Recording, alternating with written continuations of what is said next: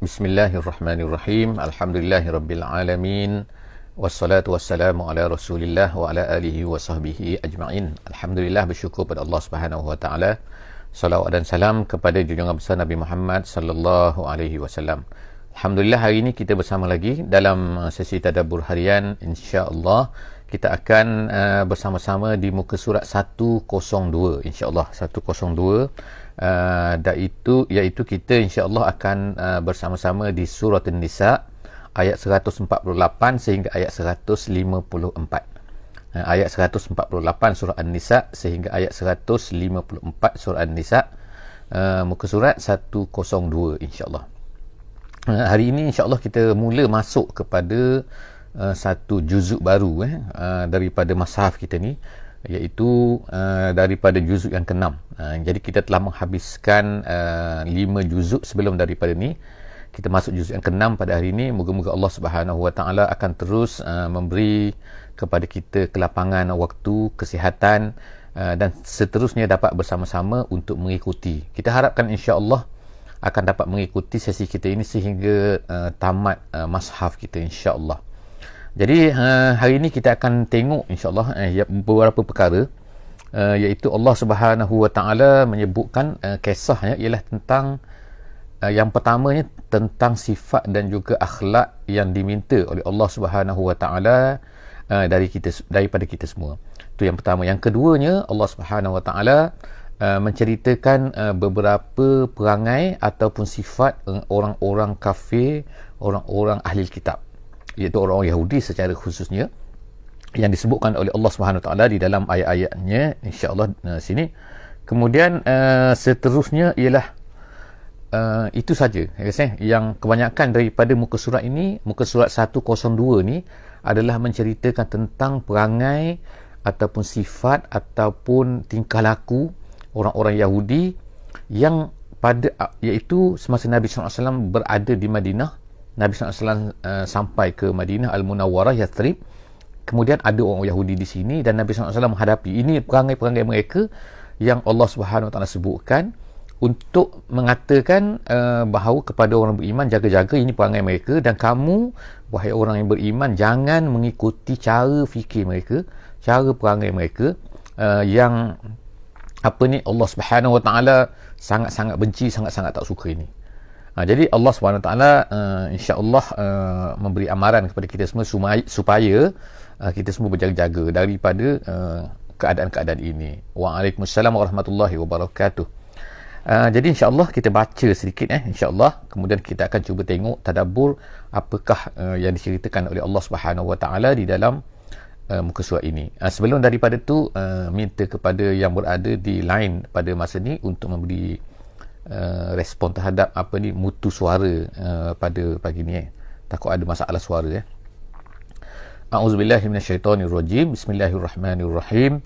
La yuhibbullahu al-jahra bis-su' minal qawli illa man zulim wa kana Allahu sami'an alima. Sadaqallahul azim. Ayat yang pertama ni daripada muka surat ini 148 Allah Subhanahu Wa Taala menceritakan satu sifat yang Allah Subhanahu Wa Taala tak suka.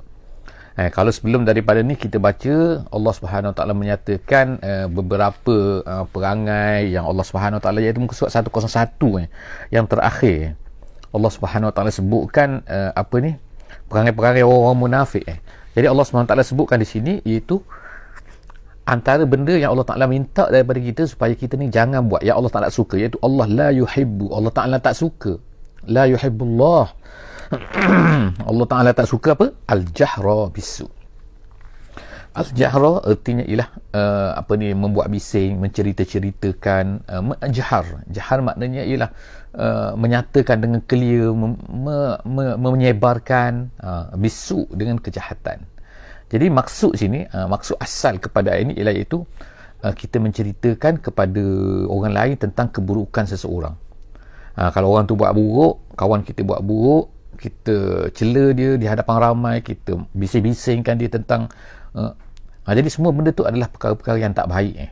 Kita ceritakan. Jadi zaman sekarang ni kan zaman di media sosial kan, kita tengok kan bahawa macam-macam kan. Orang boleh siarkan, boleh ceritakan apa sikit kan, orang dah. Kadang-kadang kita tak berniat, tapi kita ceritakan.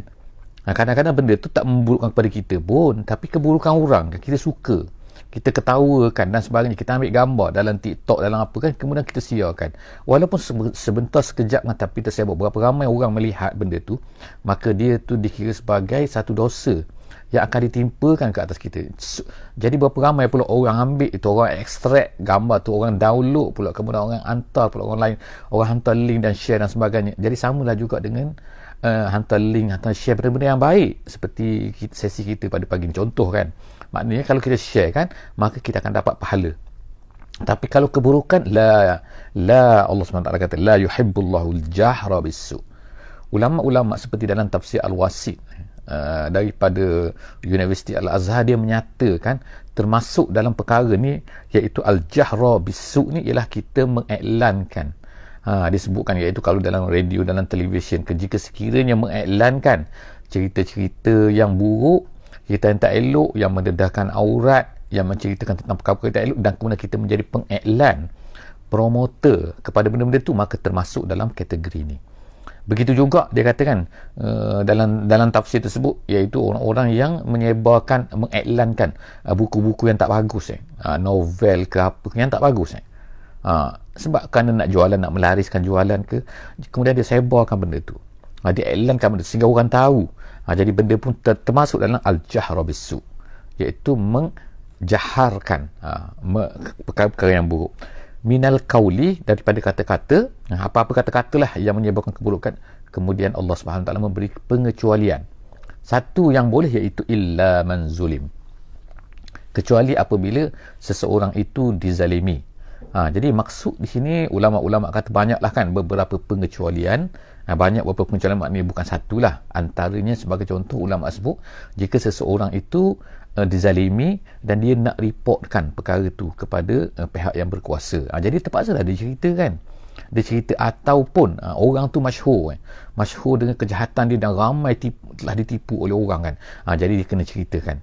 Dia kena ditipu oleh scam sekarang ni macam-macam kan, Afrika scam ke, ni scam ke, China scam ke, ni macam-macam yang tipu-tipu dalam internet ke, telefon ke dan sebagainya. Jadi dia pun nak iklankan setelah daripada dia kena tipu. Jadi perkara tu, itu termasuk dalam manzulim, kecuali Allah Ta'ala kata illa manzulim. Jadi kita tengok ayat ni kan, memang berlaku dah kan, dengan dahsyat kan sekarang ni sekarang ni, iaitu apa?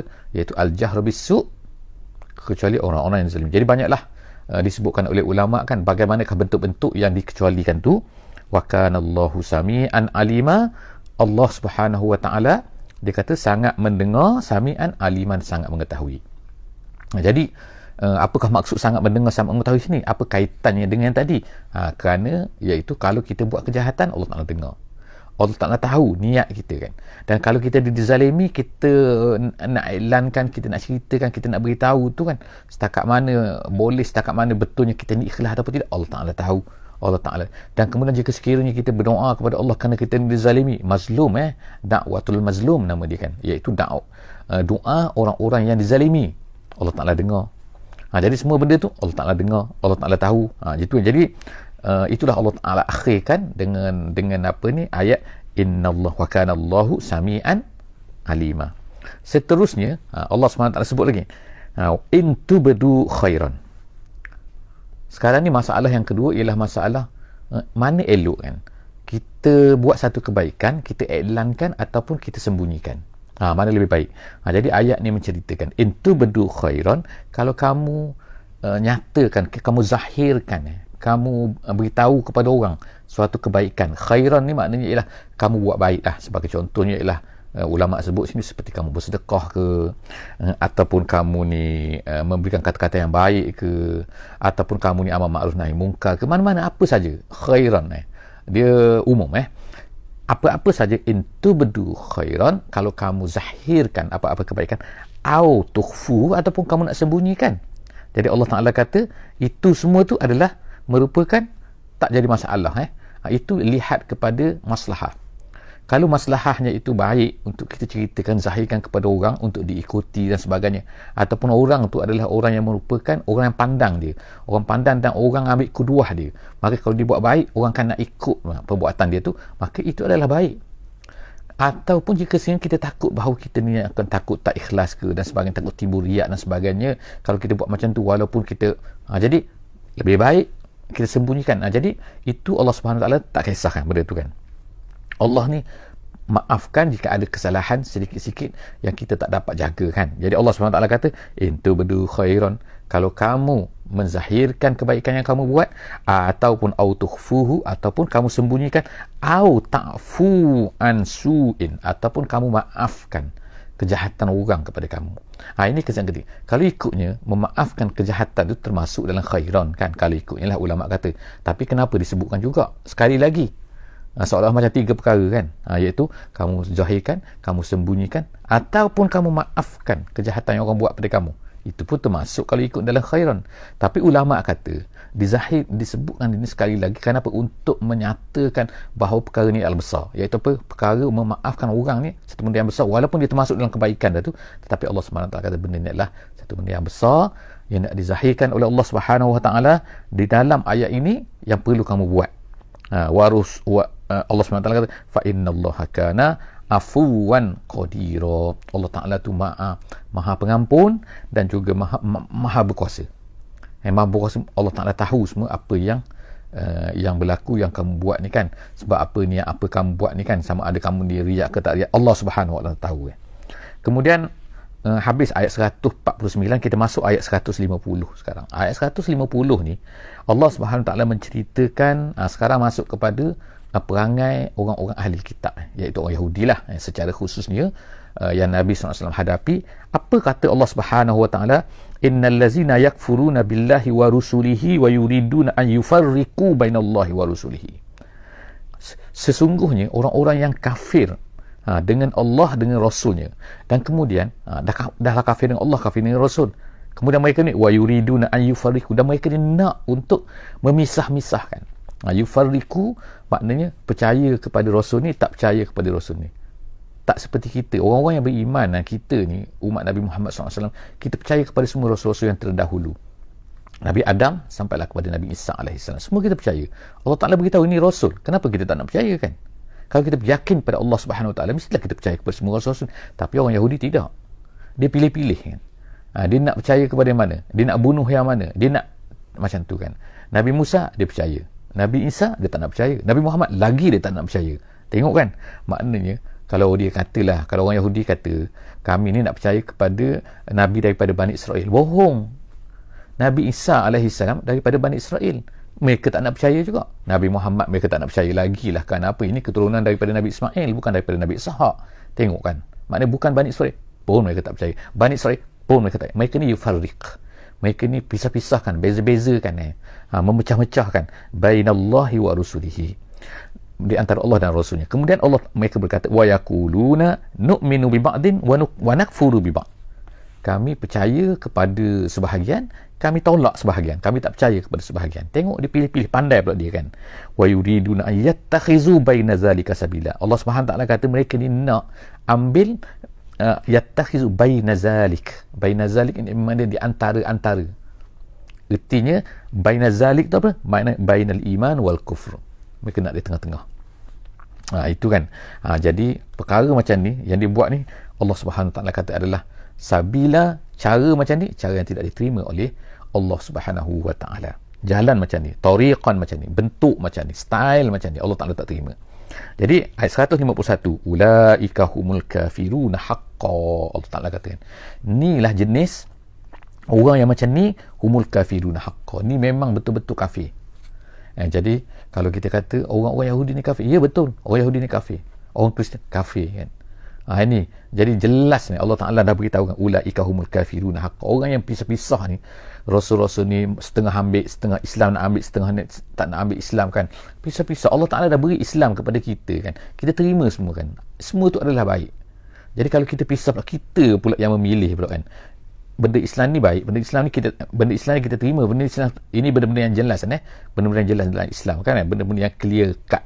Kalau benda tak clear cut lalu khilaf ulama tu cerita lain, itu tak termasuk dalam ni. Ini perkara-perkara yang memang jelas. Maka kalaulah kita ambil separuh, tak ambil lagi yang lain kan, kita tolak. Bukan kita makna tak buat, makna kita tolak.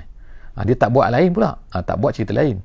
tak buat dalam keadaan kita terima lain dengan kita tolak walaupun kemungkinan kita buat. Jadi maknanya kita tolak ni Allah Ta'ala tak terima. Jadi Allah Ta'ala kata ulaika humul kafirun haqqan wa a'tadna lil kafirina azaban muhina. Allah Ta'ala sediakan bagi orang kafir ni azab yang menghinakan, zamahanah, yang mempunyai kehinaan, yang menghinakan manusia itu, yang menjadikan manusia itu hina, iaitu neraka.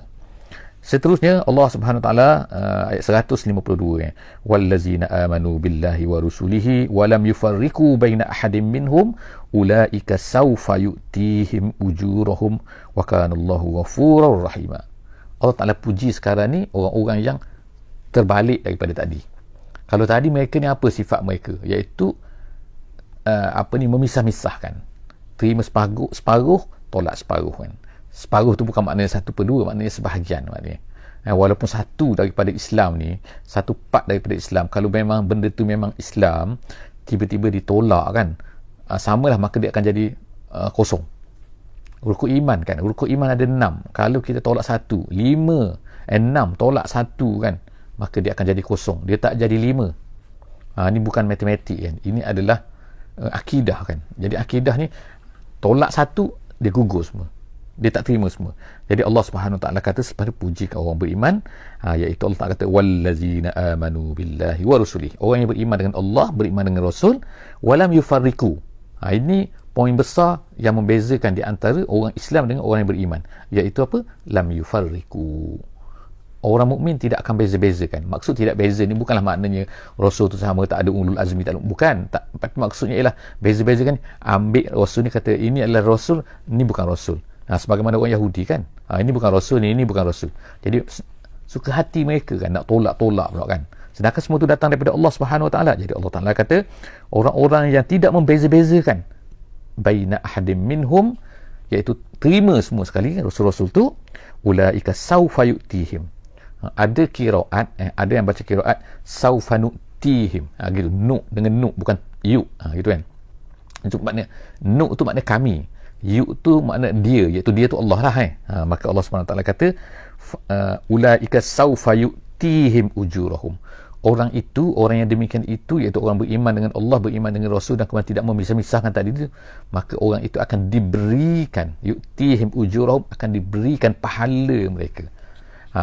Dalam qiraat yang sebut saya tadi, nu'tihim, artinya mereka ini akan kami berikan kepada mereka ujurahum, pahala mereka. Kemudian wa kana Allahu ghafuran rahima, sesungguhnya Allah itu maha ghafur dan juga maha rahim, iaitu ghafur li awliyaihi, kata tafsir Jalalain, iaitu kepada orang-orang yang merupakan hamba-hamba Allah yang taat, yang patuh kepada Allah Subhanahu Wa Taala, maka dia akan mendapat Allah Taala itu maha ghafur dan kemudian rahiman bi ahli ta'ah, sangat kasih sayang kepada orang-orang yang taat kepada Allah Subhanahu Wa Taala. Ayat 153, yas'aluka ahlul kitab, yas'aluka, bertanyalah kepada engkau ahlul kitab, oleh ahlul kitab. Ahlul kitab sini ialah orang-orang Yahudi. Jadi orang Yahudi ni telah bertanya kamu, wahai Muhammad. Apa dia tanya? Antunazzila alaihim kitaban, bertanya, ataupun yas'aluka ialah meminta. Jadi sa'ala ni meminta, meminta boleh, bertanya boleh. Bertanya makna minta. Muhammad, dia kata minta turunkan kitab, dia kata. Jadi dia kata apa sih orang Yahudi ni, kata apa? Antunazzila alaihim kitaban minas sama', mereka nak minta kitab daripada langit tu. Mereka nak kitab sini ialah maksudnya ialah turun seketul maknanya.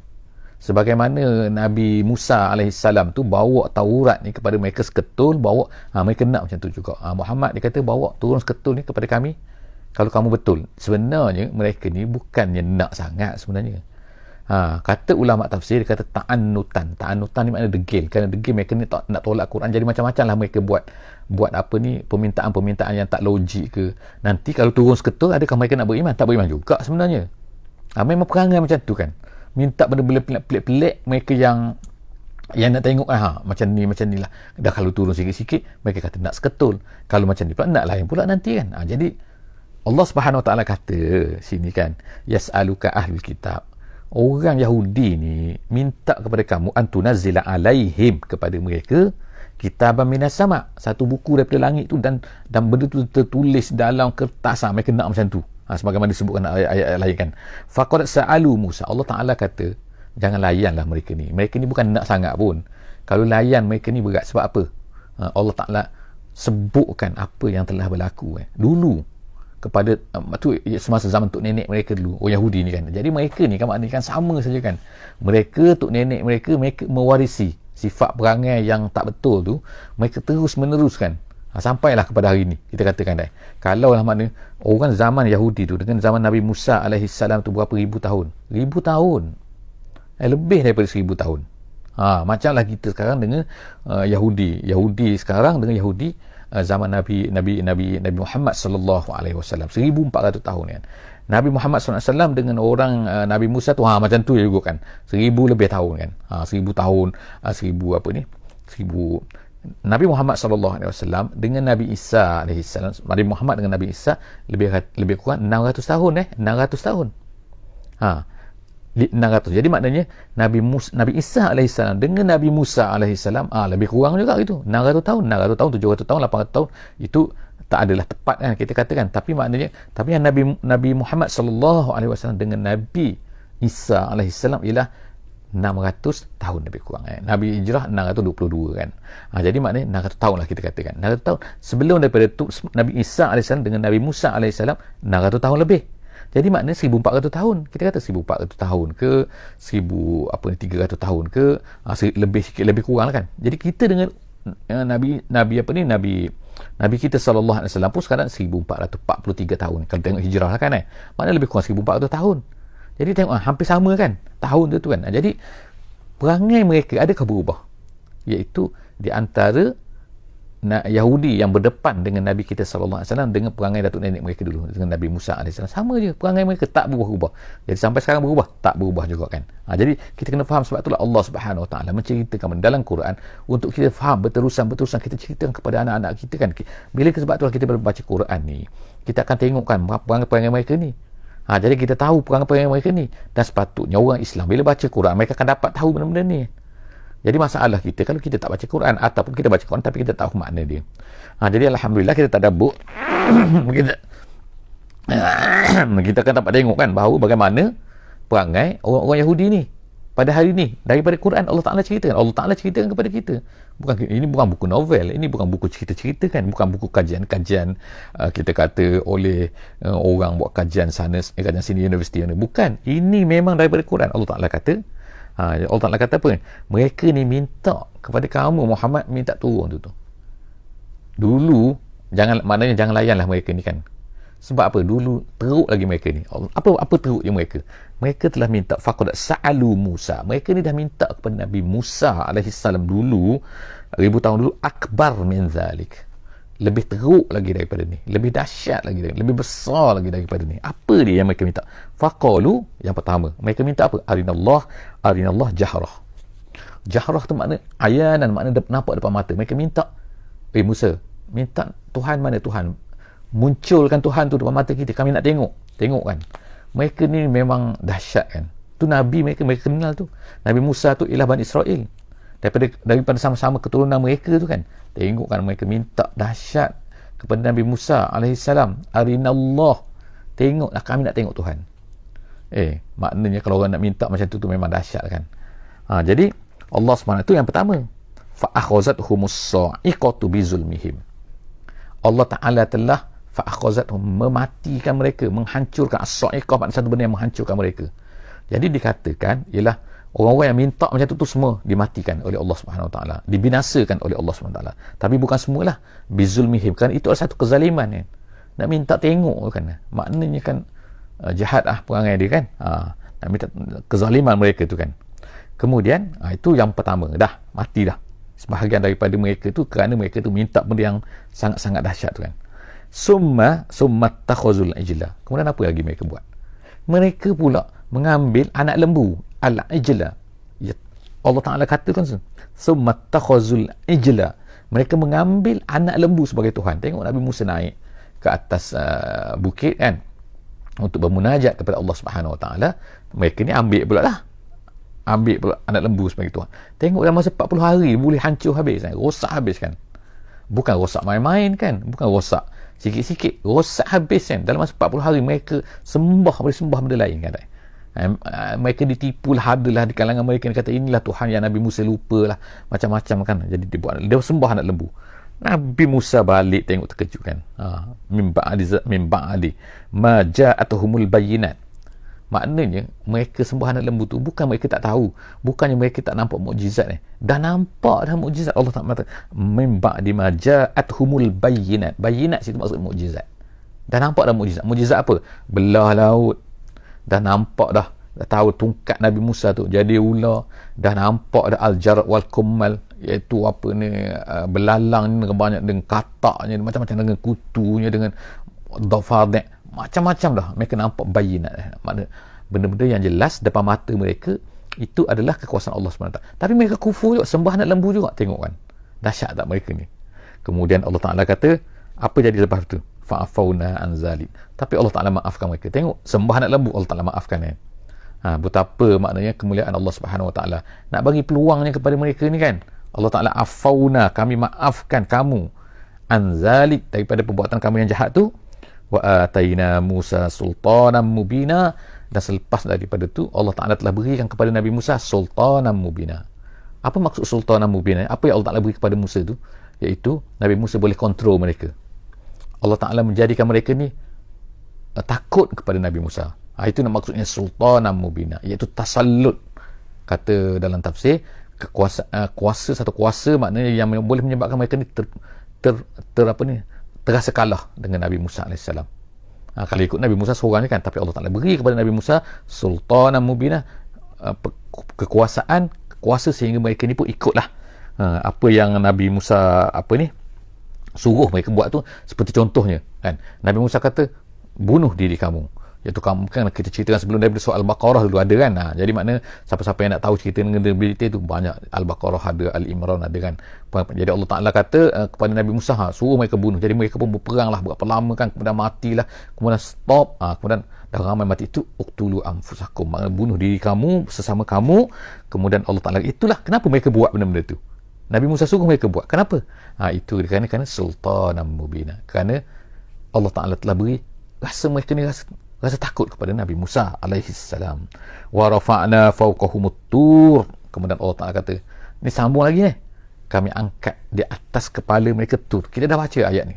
Ayat yang bukan ayat ni, cerita ni kisah ni di dalam surah Al-Baqarah dulu. Jadi insya-Allah kan, kepada siapa-siapa boleh refer kan. Kita ada setiap muka surat daripada muka surat 1, muka surat 2, 3, 4 kan, sampai sekarang muka surat 102 pada hari ini kan. So kita ada tu, boleh check insya-Allah kan. Setiap kali kita baca Quran, insya-Allah dalam suasana kita ada banyak berada di rumah sekarang ni kan. Insya-Allah sama-sama boleh buka insya-Allah Facebook kan, boleh baca tengok setiap muka surat. Jadi kita ceritalah sebelum daripada ni, wa rafa'na fawqahumut tur. Allah Ta'ala telah angkat ke atas mereka tu bukit. At-tur tu bukit ni. Kemudian bimitsaqihim, dengan janji mereka. Jadi Allah Ta'ala ambil janji mereka, maknanya secara ringkasnya ialah Allah Ta'ala nak hempaskan kepada mereka bukit atas kepala mereka, mati semualah maknanya kan. Kalau mereka tak nak berjanji untuk itu, kata sebagian besar ulama, kalau mereka tak nak terima janji ni, mereka tak nak buat, Allah Ta'ala hempaskan bukit atas kepala mereka, bimitsaqihim, dengan janji-janji mereka tu. Wa qulna lahum udkhulul baba sujada. Selepas daripada tu kami katakan kepada mereka, masuklah kamu al-bab, masuklah kamu ke dalam pintu. Maksud pintu apa cerita? Iaitu pintu kampung, pintu negeri, pintu satu tempat. Iaitu dikatakan oleh ramai ulama, pintu situ maksudnya ialah iaitu pintu Baitul Maqdis. Mereka disuruh untuk masuk ke sana, untuk pergi ke sana selepas daripada kesesatan, sesat mereka tu. Bukan kesesatan, minta maaf, sesat di padang pasir tu. Allah Ta'ala hukum mereka 40 tahun sesat di padang pasir tu. Pada masa itulah Nabi Musa telah diwafatkan oleh Allah Subhanahu Wa Taala, Nabi Harun diwafatkan oleh Allah Subhanahu Wa Taala, yang tinggal bersama mereka pada masa Yusha' bin Nun. Nabi seorang nabi, bukan seorang rasul, seorang nabi. Yusha' bin Nun ini dia telah bawa ini Bani Israel, dan kemudian mereka telah memenangi di sana, dan Allah Subhanahu Wa Taala minta kepada mereka supaya masuk dalam keadaan sujada. Jadi Allah Taala kata itu sujada. Sujada itu maknanya tunduk, bukan maknanya sujud, tapi maksudnya tunduk, merendahkan diri kepada Allah Subhanahu Wa Taala. Tapi apa yang mereka buat? Mereka tak tunduk. Mereka masuk dalam keadaan jahat. Bangganya, sombongnya, ada kan. Allah SWT, kita dah baca kan sebelum daripada ni, insyaAllah boleh refer kan. Allah Ta'ala maknanya ingatkan mereka balik, kamu dulu macam ni. Allah Ta'ala kata masuk dalam keadaan sujud, dalam keadaan merendah diri kepada Allah SWT, tapi mereka masuk dalam keadaan jahat kan, dengan buat kejahatan, dengan maksiat dan sebagainya. Wa qulna lahum, kemudian Allah Ta'ala ingatkan lagi apa yang kamu buat, la ta'du fis sabti, tentang kes pula, iaitu tentang ikan ikan ni di laut cerita ni kan, maknanya kan, iaitu hari Sabtu jangan kamu menangkap ikan. Tapi mereka buat pula dah macam-macam perangai kan, diceritakan oleh Allah SWT kan, tentang perkara ni di tempat lain kan. Jadi Allah Ta'ala kata, ingat dulu, kamu la ta'adu fis sabt, kami kata jangan kamu ni menangkap ikan pada hari Sabtu. Wa akhazna minhum mitsaqan ghaliza, jadi Allah Ta'ala telah ambil daripada mereka mitsaqan ghaliza. Mitsaqan maknanya perjanjian yang sangat dahsyat kan. Apa cerita seterusnya? InsyaAllah kita akan tengok, InsyaAllah dalam sesi muka surat 103, InsyaAllah dalam sesi seterusnya. Aku qouli hadza wa astaghfirullahal azim li wa lakum.